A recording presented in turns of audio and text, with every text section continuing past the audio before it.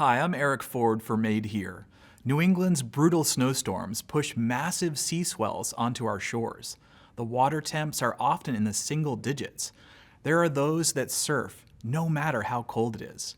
Director Greg Shea from North Andover, Massachusetts, showcases these brave and daring thrill seekers in the film Winter Surfing, New England's best-kept secret for GBH News. You can watch Winter Surfing and other great Made Here films streaming on vermontpublic.org and through the PBS app.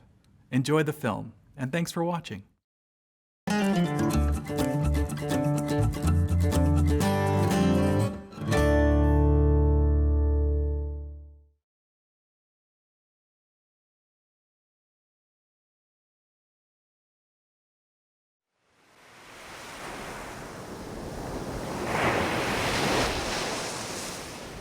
A few winters back, we had a swell come up and I surfed one afternoon and I tossed my board in the backyard, and then the next day, a snowstorm had moved in and the waves were good, and I get my suit on and we had over a foot of snow. I can't find my surfboard.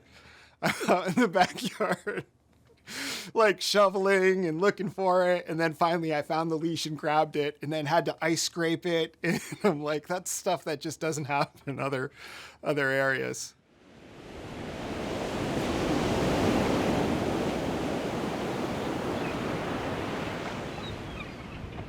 I think a lot of people, when they think of a New England winter, it's the cold, unpredictable weather, snow and ice.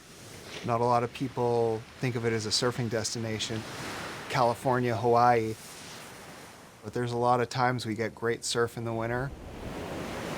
If you have a good swell and the winds are going to be good, then it doesn't matter whether it's 90 degrees out or whether it's 3 degrees out, you're going to go out. And then you're in the water and it's like you're just waiting for the next wave and you're, stepping into another dimension. First time I caught a wave. It was not the biggest wave, but it was the best natural high I'd ever had in my life. The first time I remember was probably when I was like 3 or 4. I honestly couldn't tell you. I remember everything about it. The surfboard, where I was. Seeing it building and knowing that you're gonna just keep cruising right down that wave. Oh, here we go, yes! Once you're in the wave and you feel that the momentum take you, now it's time to play a little bit. You almost have that feeling it doesn't count unless someone sees it. That's why you're like, that was the one. You bring somebody out for their first time, and you're like, just give it a chance. And they're falling, and they're swimming, and they're seeing waves go underneath them, and they're going over the front of the board, and they're falling. I went left. I remember grabbing my rail, my brother yelling, grab your rail, and in a sense you're like, I know that's never gonna happen again, but I'm gonna search for it.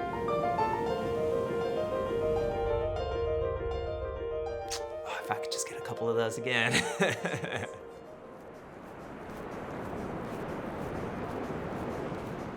My name is Melinda Ferreira. I am a doctor and an acupuncturist. I'm married and I have a little boy.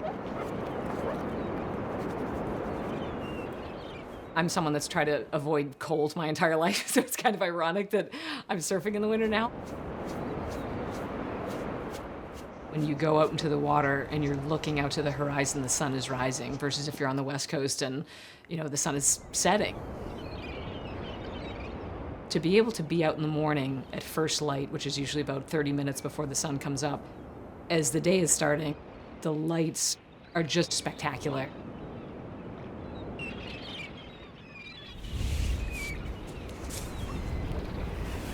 The last thing I do is pull my hood up, and it is kind of like game time, and I kind of tuck my hair into my hood, and once you pull that hood on in October, that hood's gonna be coming up until like May. Growing up on the South Shore of Boston, I had no idea that surfing even existed in New England. Would go to the Cape, every summer, but the Upper Cape, so I'd never seen a surfboard in New England. My husband and I were dating in college, and he grew up in Northampton, and we were driving along 1A one day, and I said, oh, look at those beautiful seals in the water right off the coast. And he's like, those are surfers. And I'm like, what? I started surfing when I was 29.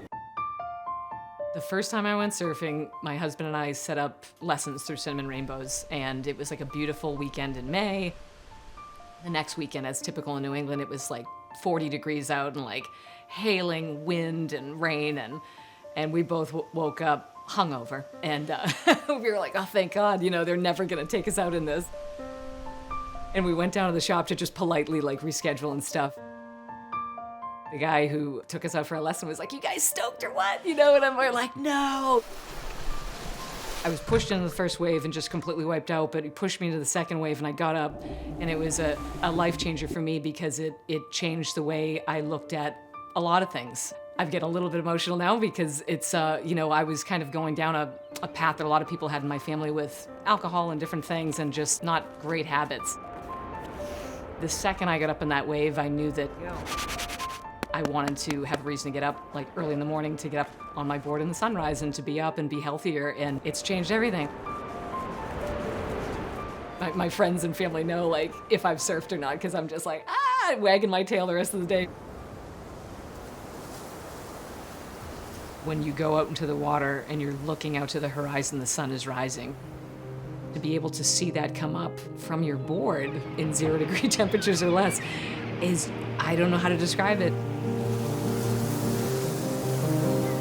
I would imagine it's like an astronaut like looking back towards Earth and just being like, what am I looking at? To me, a very spiritual experience, and I think it's an indescribable feeling.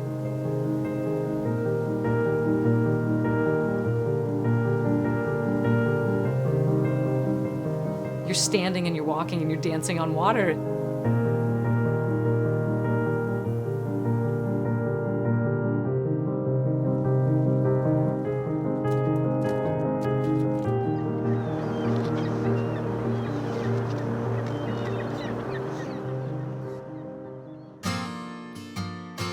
With different sports and stuff, like people can be like have a more aggressive style or a lighter style, and that's the beautiful thing about surfing is you can make it your own thing. I lost my mom to breast cancer when I was 14, so I think that ever since then I've been hyper aware, again, not in a bad way, of just my own mortality.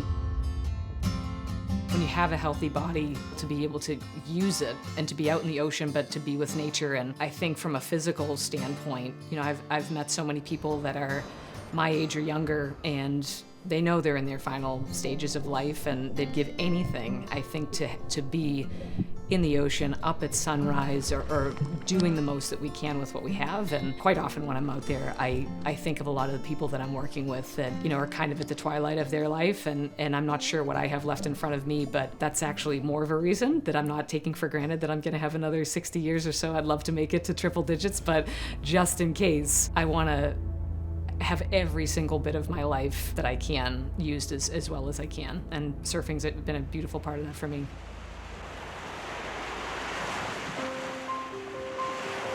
When a wave comes in, when I'm out there looking east, I know that my friends and family in Ireland are sharing like that same ocean over there. We're sharing the same body of water, and that wave, whatever wave I end up on that I'm having fun with, has had this entire life in front of it before it came to come to its end on the seacoast of New Hampshire. And I'm just like, wow, like we're gonna end this together.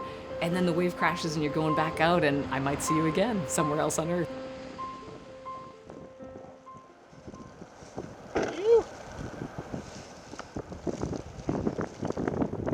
People do think you're pretty insane for getting out there at, you know, when it's 18 degrees outside. You know, you'll run across them coming out to just, you know, they think they're going to go to the beach and take pictures, and there's 3 knuckleheads in wetsuits. I'm going to take a picture of you guys. My daughter lives in LA. Her boyfriend grew up in Monterey and surfs. If I take a picture of you guys, he's going to go, what the hell is wrong with you? Best condition. I love it. Keeps people out of the Surfing is as fun as you decide to make it. And that's why I think it's one of those sports that is different than a lot of other ones. Stairway to heaven. It reminds me when you used to take your bikes into the woods when you were 10 years old and you'd ride around and like do whatever. As I'm walking into the water, I think to myself, am I really doing this? The thing that's changed over the years is the technology in wetsuits. You have to know exactly kind of how to put things on before your hands and your body parts start to freeze. I took a wave to the face and like the water's 35 degrees. I'm like, ugh! Taking 3 shots of espresso and run right after another, you're like, I'm ready to go. Your lips, everyone looks horrific because like nobody can smile because your face is frozen. Like, this is just too cold. Like, I'm just gonna go back out. Oh, cool, somebody else to talk to. Someone else is like freezing their off. Oh, what's up? You're roughing it too? Nice to meet you. You're doing this shimmy, trying to free that shoulder up. You've got a choice to make. You can either sit in your disgusting neoprene wetsuit with the cold water that you probably peed in and like, you're gonna wear it home for another half hour, 40 minutes, whatever the drive is, and then take it off at home, or you can get out of it right away and put it in the back of the car. This is when you know it's happening. You're throwing off my gloves, and you're like, that's it. Time to freeze. My name is Edgar Garcia, originally from Guadalajara, Mexico. Moved to Southern California in Newport Beach, Orange County when I was about 13 years old. And, moved here to Newburyport in New England just in September of 2020, right when the pandemic was happening. How cold am I actually gonna be today? Pretty cold. Growing up in Mexico was great. I was a couple hours from the beach, but we had an uncle that was obsessed with going to the beach. This is how you picture it when you live in California. You're like, oh, there's a little bit of grass and a little wooden fence. Being in the ocean, that was tranquility. Yeah. Well, my first time trying surfing was probably around 12 in Mexico, but the beach was a little bit far away, so I had limited access to it. I want to do a snow angel before I jump in. And then moving to Orange County and Newport Beach, it really opened up all the doors for me. I lived about a mile from the beach. I remember asking my dad before we moved to the US, we need to either have the beach or a pool because my dad's huge in the water. He used to do 10-meter Olympic diving. Better than just sitting at home and freezing for no reason. When we moved here, my dad was like, we're almost to the beach. And I was like, oh my God, where are we? This giant freeway in California, the 55 freeway leading into Newport Beach. And for a long time, my dad was like, we did it. We came to the beach. So it was... My toes are already numb. I felt like we were achieving the American dream,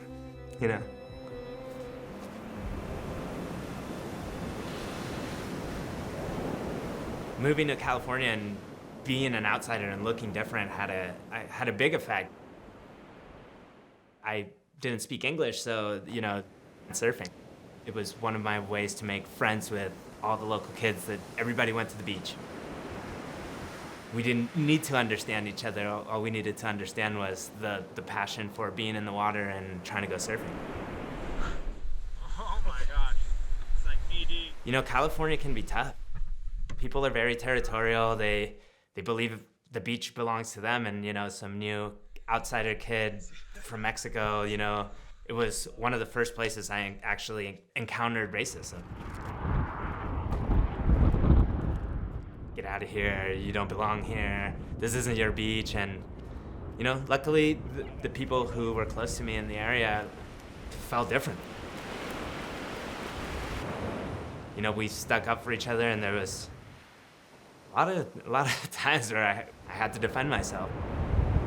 You're not gonna let somebody get in the way of getting in the water. All my friends in California and Mexico think I'm wild. You take a snow shovel with you sometimes to go surfing in case you have to snow shovel a parking spot out? That sounds crazy. The few friends I have here, or the few friends that I can talk to and hang out with, are my friends that I've either met surfing or a buddy has introduced me to because they surf. And it's kind of fun creating like a new community for yourself and finding people. I don't necessarily think there's as many people who are willing to go out in the cold and do this, so it's kind of fun finding those people that want to have that fun and just creating that community again. Nice to meet you. Nice to meet you. I'm Scott. Edgar, nice to meet you, buddy. Yeah. Good to meet you. Nice to meet you, dude. Nice to meet you. Nice to meet you, yeah. Awesome. Pretty new to the area, but it's beautiful. Have you found all the surfing spots up there yet? I have a buddy back home that used to always say, he'd catch a good wave or we'd have a good session and he'd say, we're having a surf date after this, we gotta talk about it.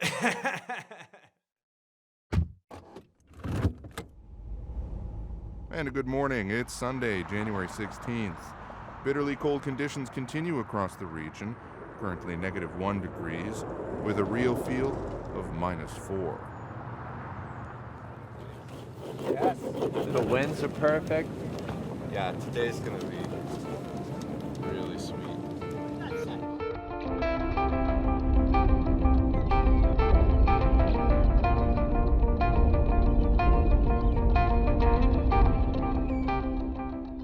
My name is Isaac Hamilton, and I've been paddleboarding for a little over 3 years now.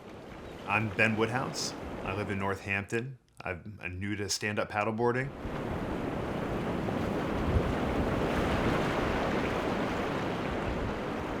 There's a lot of people that I work with, and when they find out that I do paddle surfing, no one says, "Oh, that's so cool." Maybe somebody says that, but what I get most often is, "You should try surfing." When you're on a stand-up paddleboard, you have way more opportunity to catch waves. That Sunday morning is a morning that I will never forget. The way that the steam was coming off the ocean. I've heard Isaac describe it as hot soup. It's a great description. I wish it was hot, though. It's not.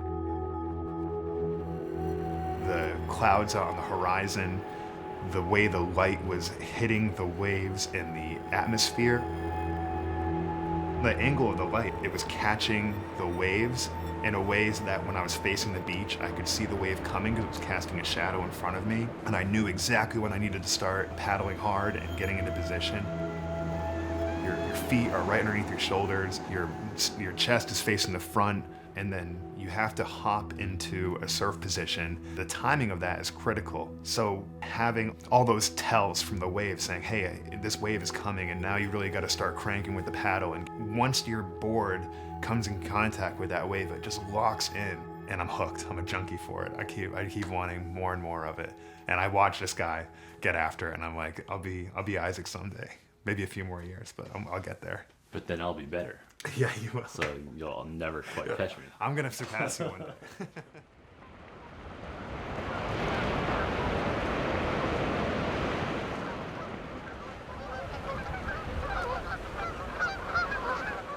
My name's Jacob Edwards. I prefer to go by Jake. I'm originally from Southern California area. I'm in the military, currently as a corpsman working in a hospital, and that's why I'm out here in Newport, Rhode Island. I started surfing when I was like 3 or 4, and my dad would just push me into the waves. I think by 5 or 6, I was consistently surfing, and by the time I was like 8, 9, 10, like I had my own board, and my dad would like trust me to go out on smaller days, and bigger days we go together. I never lived in a cold climate. Oh. Oh. And you come to New England, it's like dark, murky water and hurricanes and winter swell. I just want to buy some crappy Craigslist board and just surf. I do get a lot of like flack for surfing on a foam board at like a world-renowned beach. You gotta kind of prove your spot there.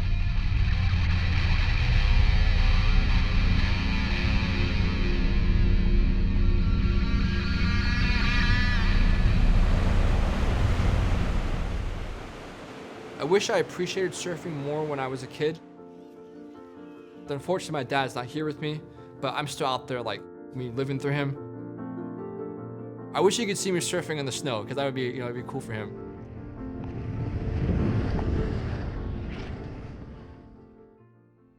The region is bracing to be hit with a nor'easter this weekend, starting tomorrow night and running through Saturday. Temperatures in the 20s.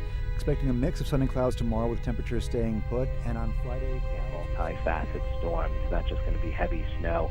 It's going to be really strong winds, 50 to 60 mile per hour wind gusts, maybe even higher. So power outages are possible for Cape Cod and the islands, possibly near whiteout conditions at times. Coastal flooding is also a possibility.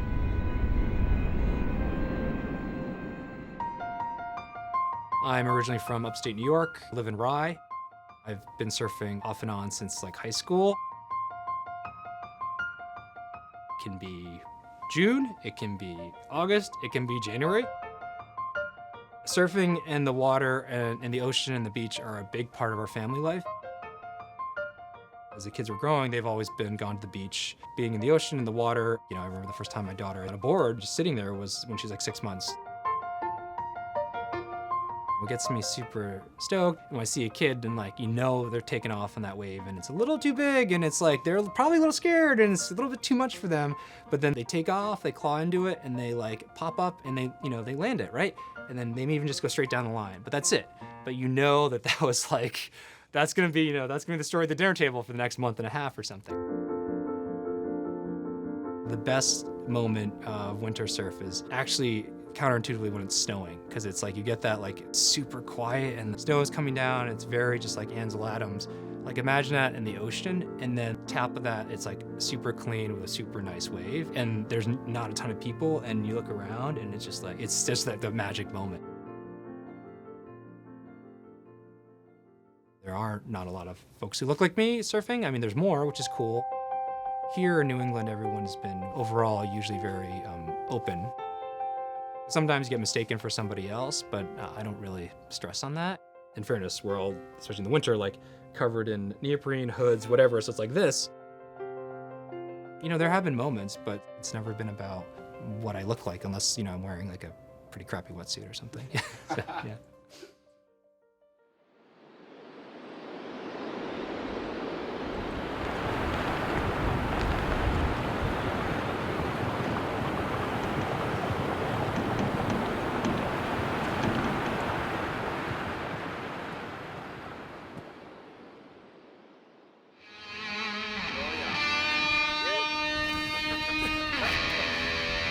All right, let's do it.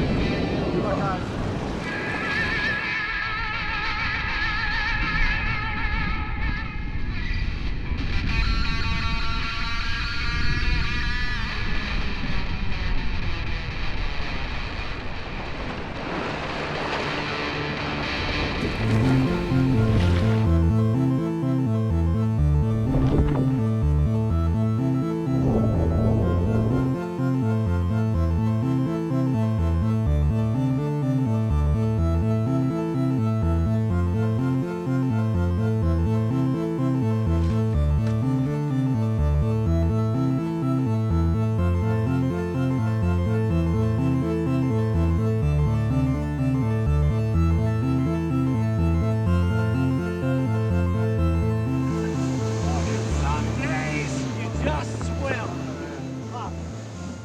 I can't even grab onto my hands.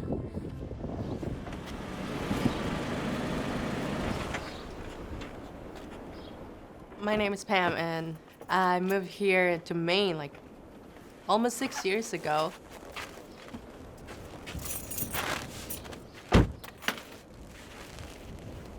I grew up in Mexico City. I grew up in like the border between like one side is like a lack of resources. Immediately you cross and there's more wealthy people, or like there's more money there. Mexico City was definitely challenging in different ways, especially as a woman, always having to watch your back. At the same time, it was just magical. There's a lot of diversity there in so many ways. People from literally all over the world, and it was just learning from them a lot. I did grow up going to the water a lot, mostly because of my mom's job. She's a scientist. They used to send her a lot to like conferences, to events in Cancun. And my mom's like, it's so hard to get you out of the water. The way I think myself as a creative is mostly an all over the place kind of creative person. And I think that probably comes from the fact that I do have ADHD, so I like to be like everywhere and I can focus on one thing, otherwise I get bored. When I moved to Maine, like my whole creative self like exploded. So I started painting. I started painting skateboards, I started painting just like outside, seeing if anyone wanted a mural or something, and I found a lot of people that were really interested in that. I realized Maine is actually a pretty artistic state in general. When you get a surfboard that is custom for you, and you look at it and It's not like a board you get from the shelf in the store. It's like special because it's tailored to you. You put a little bit of yourself in it, so it like becomes more of a treasure. I painted an owl because my mom, when I was younger, used to call me her little owl, like a kululu, which is a word for little owl in like a native language in Mexico. She called me that way because I had like really big eyes when I was a kid. She was like, you're my little kululu, you're like all over the place. When I left Mexico, of course, the thing that I've been missing the most is family. So like bringing that board with me is just like having my mom out there. Sorry. I came here alone, so it's just like that feeling of like just remembering where you come from and like the people you left behind and like the ones you miss, especially, I mean, your mother.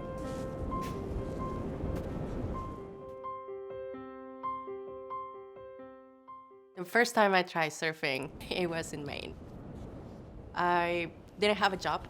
I was waiting for my paperwork to be all set. And I went to the beach one day and I noticed all these people surfing out there. And I was like, huh. I started going like from surf shop to surf shop, like just asking like, hey, I'm a designer and all I want to do is learn to surf and I want to get out there. I'll trade you anything. I'll paint boards and you let me out in the water. And I got lucky with Black Point Surf Shop. They kindly like lent me and gave me access to this sport that I was like really willing to try. The first time actually surfing was terrifying. Looking at everyone out there, and every time I see someone, they will like catch a wave, and I would be like, that looks so easy. And I didn't last long either because it was cold for me. I think also I got really lucky with the community. People that will approach and I was like, hey, do you mind if I give you some pointers? And I was like, oh yeah, sure. They have like the right concept of what surfing is, which is sharing. And that's when Maine Women Surf came. Maine Women Surf is a platform to encourage women to get out in the water. More than a platform, it's to create the access for those who can't to like actually be in the water. One of the biggest privileges that I think that exists is you already have a community here. You feel more comfortable if you have that community. But what happens with immigrants, with refugees, who would love to try that, but they don't have a community, they're still building their own community. That's when it becomes even more hard for them to like get out there. And that's when I also realized it's not about just being underrepresented. Things shifted for Maine Women Surf, and it was not more about just focusing on the surfers that were already out there. It was more about like really sharing that with the ones that don't even know they could be doing this. And it actually changed its name to More Women Surf rather than just Maine, to like just be more inclusive with everyone else. Whenever I see some of the girls that really kept on it, it just feels like we did something good. I see you, and that is great, and that makes me feel not alone.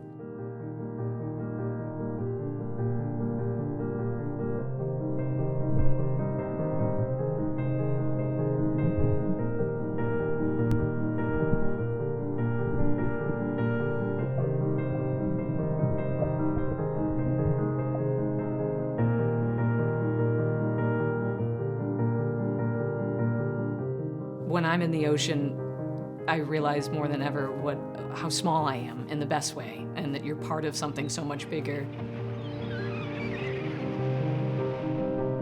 It's just the most beautiful thing on earth, and it's a place where I go to feel at home. It's a place I go to escape. It's a place I go to be with people in my life that are no longer here anymore. It's such a life-giving place to me.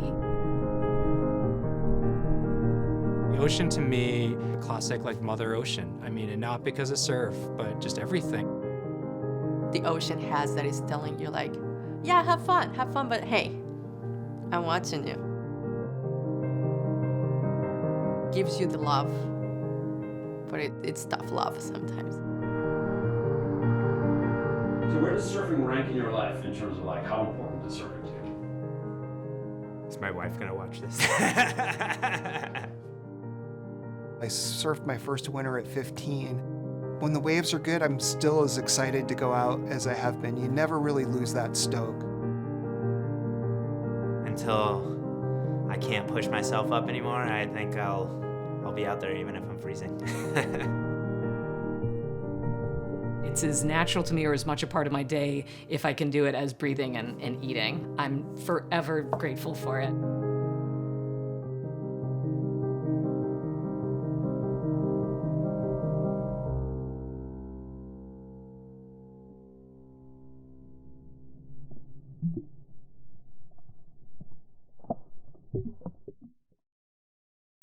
Vermont Public, partnering with local filmmakers to bring you stories made here. For more, visit vermontpublic.org.